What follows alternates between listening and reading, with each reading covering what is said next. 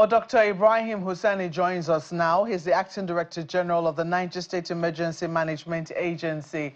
It's good to see you. Thank you so much for your patience on the program this morning. It's been really, really sad watching the tragedy that have befallen the people of Mokwa town. What more can you tell us is the current situation in Mokwa 3 days after this flooding has happened? Thank you and good morning, Nigerians. I want to say that the issue is very, very massive. There has been confusion everywhere. People lost their lives, lost their properties, lost their ways of livelihood. So it is not unexpected that you have over, when you have over 3,000 plus that were directly or indirectly affected. We expect this kind of commotion or this kind of confusion. People are having problems socially, psychologically, they are affected mentally and socially. It has disrupted their way of normal way of living life. And that is what we call disaster. They need external help. And as of yesterday, just like you have said, we have over 160 people who have lost their life. The relief assistance has continued to come from different angles. The Niger State government has moved all its activities into Mokwa with all the relevant agency commissioners, permanent secretaries, every person that's involved, the deputy governor on every other time is always with us. I talked to you, they are already coming on their way. It's already coming here to receive the vice president. He was here yesterday with the minister of works. So it is very, very massive. And the government, as you can see, we have a governor who has his number one priority as farming. And the people at this recipient of this are all farmers. So it's not really on his horses to see that Soko has been bringing to these people. But there is pandemic, there is confusion. And there is what you call completely disorganization of the people physically and mentally, including socially, of the people that are affected. But we thank God that the governor too his contact is able to mobilize all stakeholders, and they are coming differently with relief intervention, with different suggestions, with different expert knowledge to see how we can overcome it, including the government, the NEMA, and other relevant agencies. Would you say that the recovery efforts are currently over, or are they still ongoing? Because we understand a number of persons have not been accounted for since the floods happened. Yes, recovery process is still ongoing. We have the state government has instructed all the chairmen that are within those facilities, and we in the ground there is liaising. We are liaising with the local divers, the local boat owners, the fishermen, including the people that farm along those riverbanks, because the water from that place flew into River Niger, and that is where we are concentrating our efforts on now.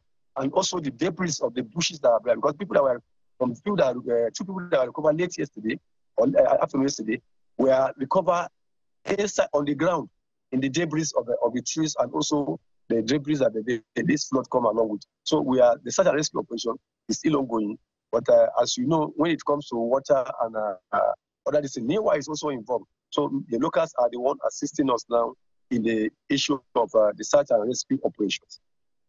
Well, looking at the visuals, I mean, when you look at the visuals of the post-flooding, situation, it doesn't look pretty at all. It does look like it will take a while before the residents are able to get their lives back again. And this disaster has now occurred at the beginning. Well, some people say maybe it's right in the middle of the rainy season. There is no guarantee that such rains will not fall again. What would you say you are doing to make sure that if such a rain should fall again, this time around, the citizens are a little more prepared?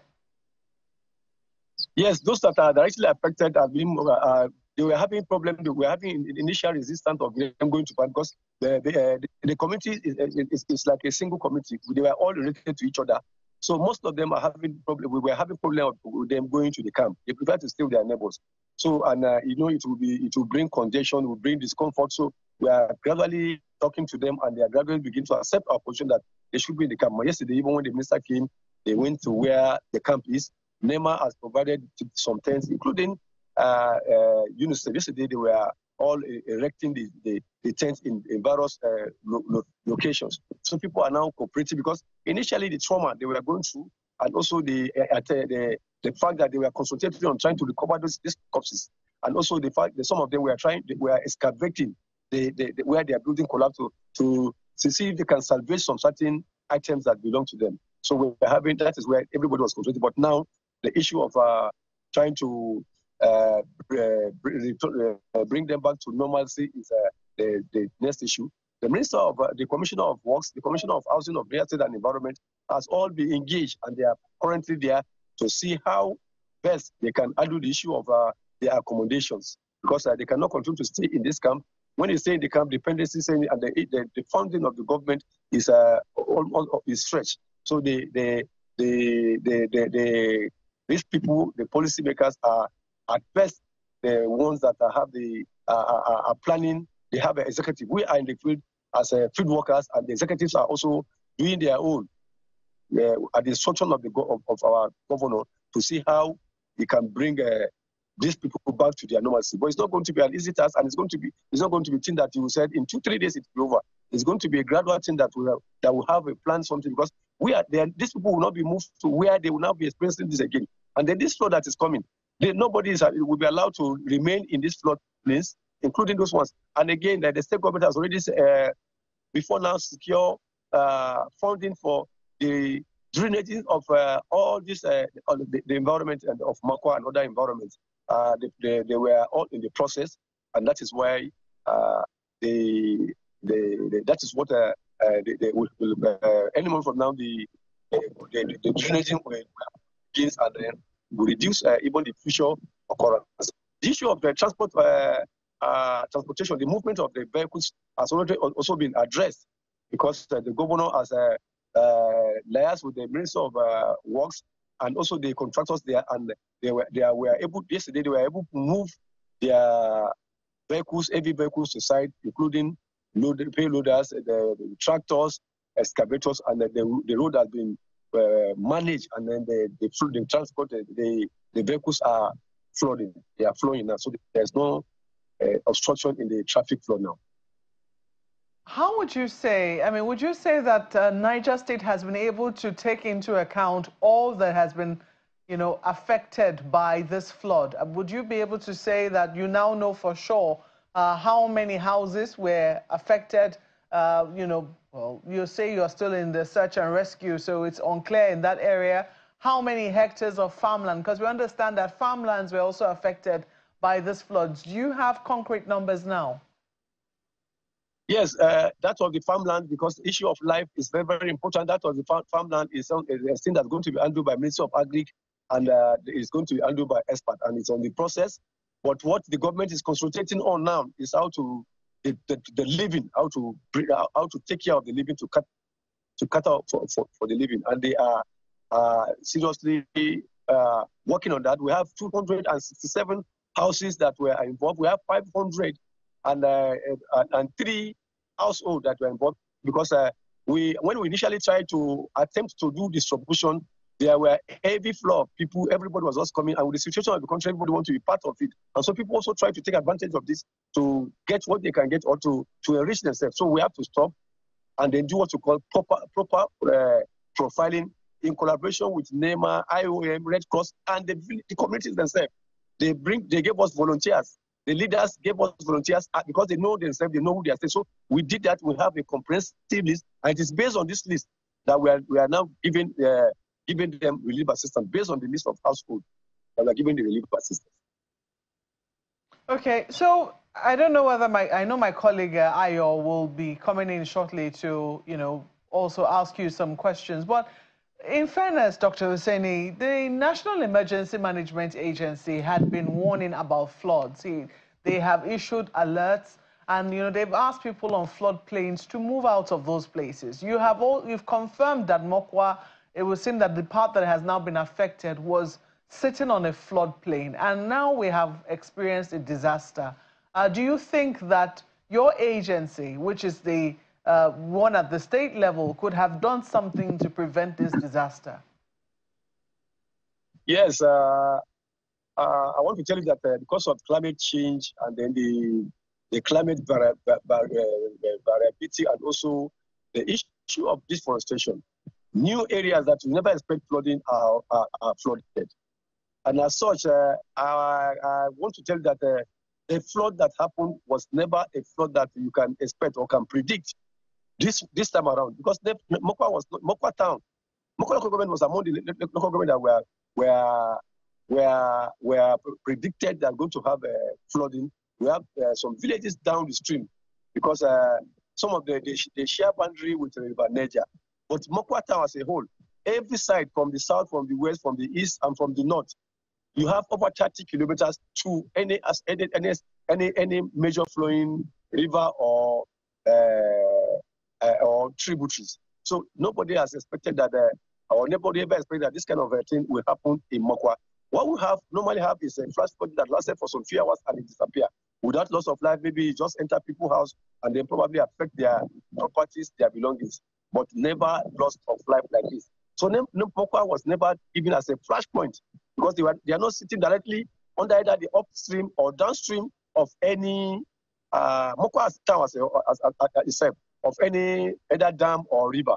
So this was unexpected, and as usual, the governor and the government of Niger State, including through SEMA, does not wait even for the prediction or for the letter from NEMA, because since the inception of Niger State in 1976, because of our location, because of the topology nature of Niger State, and we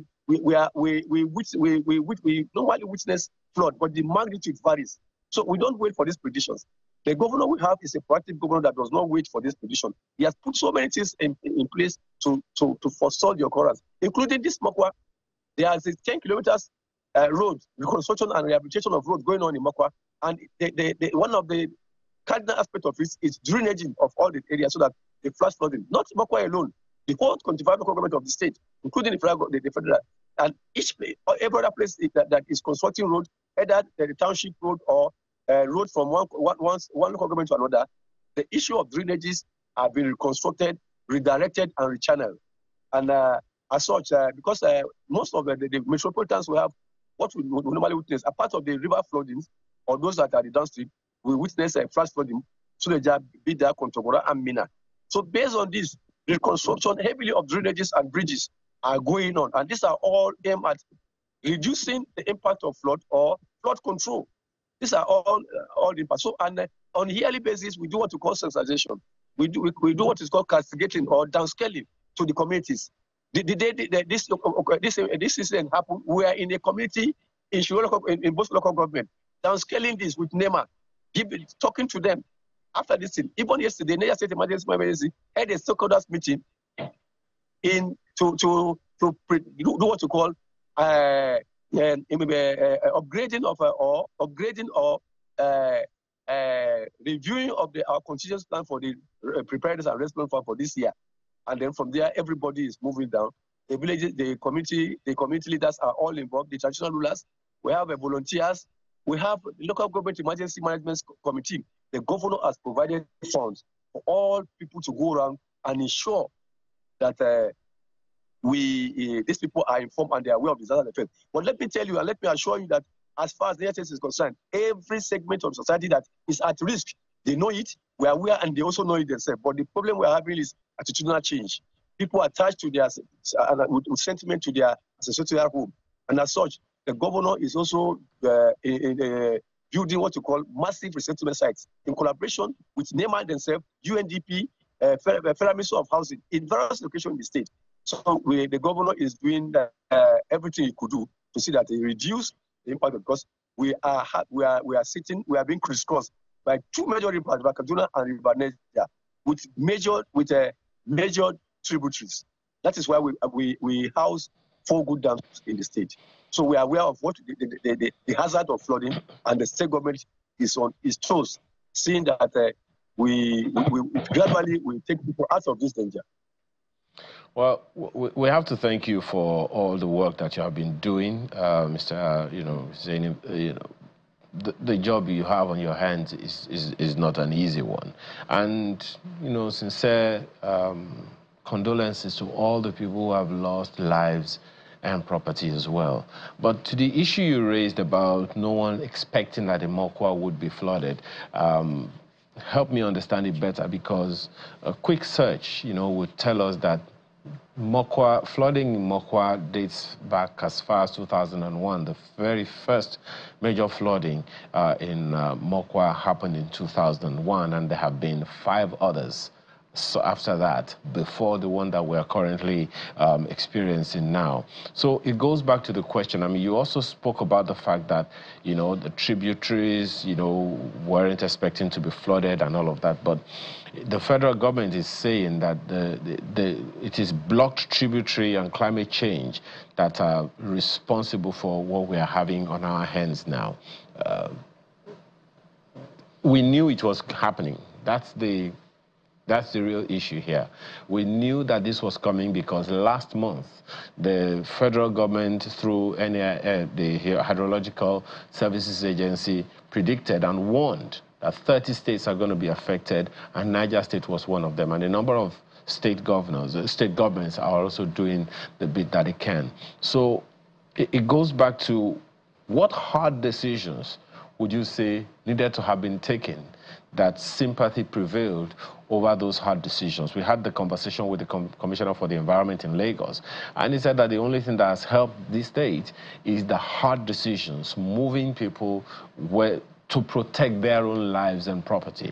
What hard decisions do you think had to be subjected yesterday, I beg your pardon, in Niger State to sentiments as opposed to protection of lives and property, which of course is always a difficult decision to take? I want to tell you that if your correspondent is in Mina here, he will tell you better.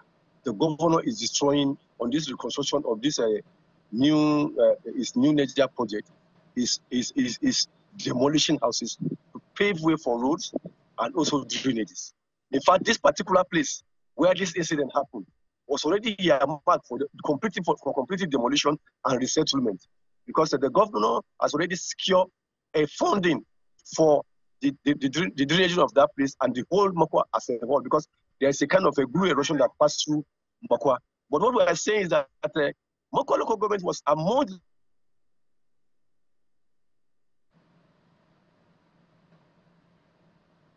Oh yeah, well, some internet interruption there, but we'll definitely get back to that. But the incidents that's happened in Mokwa is something that a good number of people hope would never happen again, which is the reason for the incessant and continuous warning. Well, go ahead. We lost you for a bit, Mr. Hussaini. Okay, I said oh dear. All right. We'll definitely, bring him back, but what you are seeing on your screen is the very disheartening and saddening experience that people are having right now, having to live with in Mokwa in Niger State. And as Mokwa mentioned earlier, recovering from this is going to take a while. Well, Mr. Hussaini, we apologize that, for these internet disruptions. What would be your recommendation on how the people of Mokwa in particular in Niger State, can come back from this? What are the things that you think need to be done? What's the help that is needed? Who are the people that we should be appealing to so that people can get their lives back as quickly as possible? You mentioned something very, very critical, that the people who are most affected are farmers. And we know the level of life, how difficult life could be going forward as a result of this occurrence. What are your recommendations on how we come back from this? Number one, on the background, the governor is called the farmer governor, because he believes farming could be one of the vehicles that will drive the transformation agenda of the new Niger. So his attention is focused on farming and farmers. So he's seeing these people as his number one constituency. So he has directed and is doing everything through his contact in the federal, out of Nigeria, and also international partners and donor agencies to come to the aid of these people, because he believes that these people are his number one priority, and they need to be adequately taken care of, and then to fashion a way out of them so that normalcy will return to their life. So the governor has taken it upon himself as a challenge that these are my people and this is my constituency as a farmer. And that is why you see he has Niger food, he has new Niger, and it's going on. So it is my belief that the governor himself is personally handling the issue of these people coming back to their feet. So in no distant time, it's going to take time and it's going to be capital intensive and it's going to be very rigorous. But I'm telling you, the governor we have, by the grace of God, is a governor that is equal to the task. He worked like a bulldozer. These people will surely come back to their feet. Through him, through NEMA, through the federal government, because that is why he's inviting all the relevant stakeholders and agencies and MDs to come to that place to see themselves for themselves and see how they can take part in the rehabilitation process and the construction process of this. So it's going to be done. What remains now is rehabilitation, reconstruction, and the settlement process.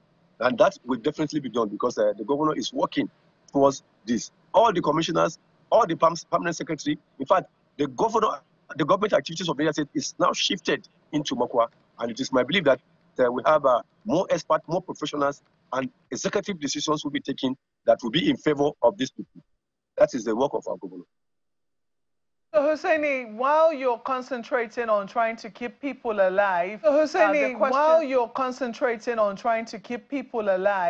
are questions as to, rations of food. We've had some complaints from people in the temporary camp. There's been no water, etc. Have those complaints been listened to, and is something being done about it? Yes.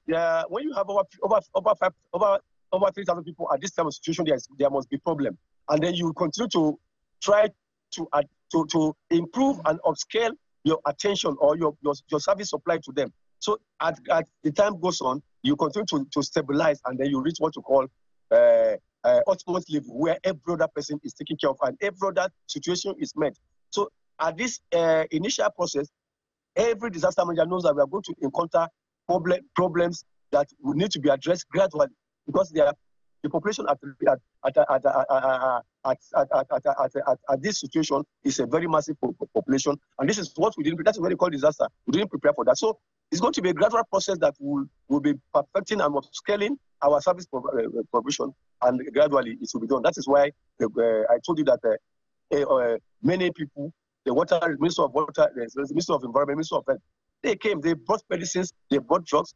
All the other people, the wife of the governor was also there with his NGO and also directed, give some instructions on how best to take it, especially women and children. That's why it's one constituency. All right, Dr. Hussaini, we will keep tabs with you as we also keep tabs with the people in the camp. We sincerely hope that they are able to get back on their feet in no distant time. Thank you so much for speaking with us this morning on Sunrise Daily. Dr. Ibrahim Hussaini is the Acting Director General, the Niger State Emergency Management Agency. Thank you. We'll take a break and be back shortly. Please stay with us.